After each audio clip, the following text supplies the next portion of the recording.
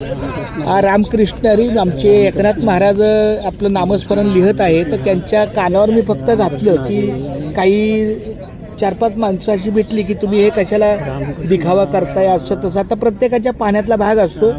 कदाचित सांगणाऱ्याच्या काय तंबाखू खाण्यातला मी जरा दोष काढला म्हणून त्यांना ते वाईट वाटलं, तर त्याच्यावर आमच्या महाराजांनी एक उत्तम वाक्य वाटलं.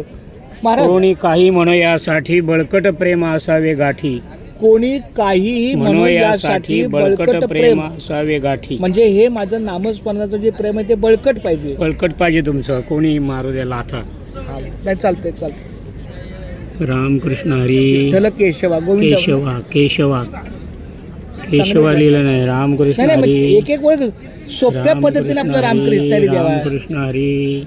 तर एकदा पुन्हा काय बोला तुम्ही? काय कोणी काही म्हणो यासाठी बळकट प्रेम असावे गाठी. कोणी काही म्हणो यासाठी बळकट प्रेम असावे गाठी. म्हणजे याचा अर्थ कोणी भाव धरा रे आपुलासा देव करा रे.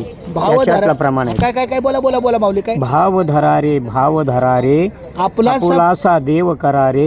विठ्ठल कोणी काही म्हणो यासाठी बळकट प्रेम असावे गाठी. तुमच्या मार्गदर्शनामध्ये सांगा, हे माझं जे काही छोटंसं रामकृष्ण चालू आहे त्याच्यातूनच समजून घ्यायचं तुम्ही. नाही, पण आता दोषाला धनी म्हणून मी थोडं 2 तास उशीर आलो. बोलतो ते बोले तुम्ही जागा अडवताय असं. आता मला सांगा, एका कोपऱ्यात आपण बसलोय. जागा अडवलीच नाही.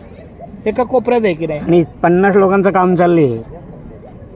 हे एकटा माणूस 50 लोकांचं काम करतोय. ते लक्षात येत नाही कोणाही. मला माझ्यासमोर बोलणार पाहिजे. कोणी असू दे या मंडपामधला. त्याला काय बोलतो बघा मी. नाही असं नको. नाही म्हणजे त्याला इशारा देईन. अज्ञान आहे त्याचं. अज्ञान नाही ते जाणू बुजून आहे ते. त्यांच्यात तंबाखू खाण्याला मी रोखलं ना. विठ्ठलाच्या ह्याच्यामध्ये तंबाखू खात होते म्हणूनच ते बोलला तो. त्याचा विषय तो चांगला त्याला वाटतं ना, गोड.